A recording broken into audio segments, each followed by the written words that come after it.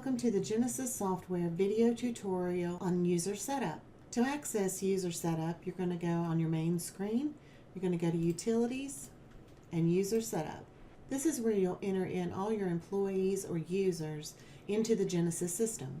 To begin, you'll start with filling out the employee's information, such as last name, first name, their address, home phone, mobile. This is just for your information as the admin so that their information is on file.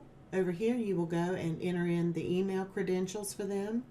You'll also go to this Add and Edit Email Signature, and this is where you will add their email signature that will show at the bottom of any emails that they may send through Genesis.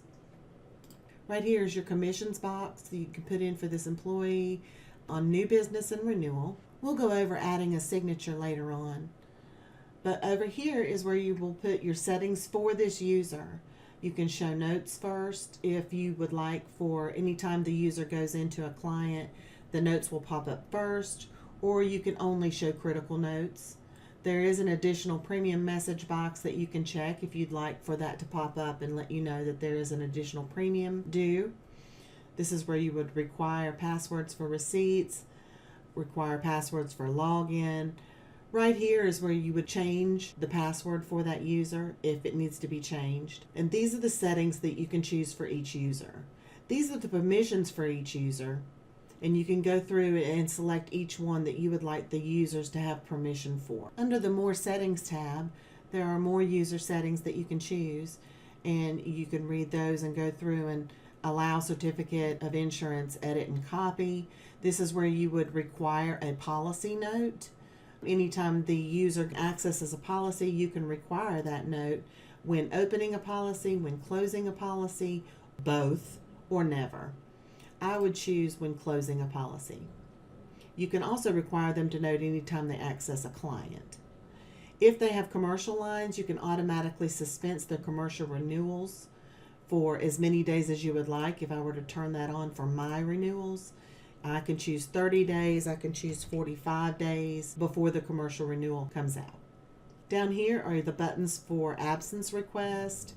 They can request an absence like vacation, and when you click on that button, it prints out the absence request that you would turn into the manager.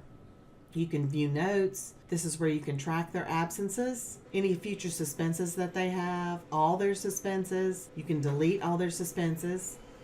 For instance, if you have a new employee and she's replacing this person, you can clone this user's settings to the new employee. If this person is going on vacation and you need someone to handle their book of business, you can reassign the producer, or you can actually transfer all their suspenses to someone else while they're gone. You can print your user list. These are your user images. If you have any images for this employee, you can enter a note. If I need to go in and add a new employee, I would just hit Add User, and it's going to bring me up to a new user setup box. And you'll just go through all these steps again, selecting their settings, giving them permissions. Don't forget the More Settings box, setting up their emails, selecting their printer for receipts. There is a sign-in message. For instance, whenever they sign in for the day, you can put in a message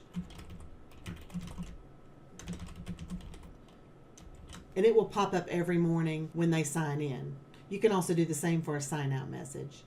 If you want to put their pay rate in there, their start time, when they're supposed to start, when they're supposed to end, the first day that they were hired, the last day that they were terminated, all that is in here for user setup for you.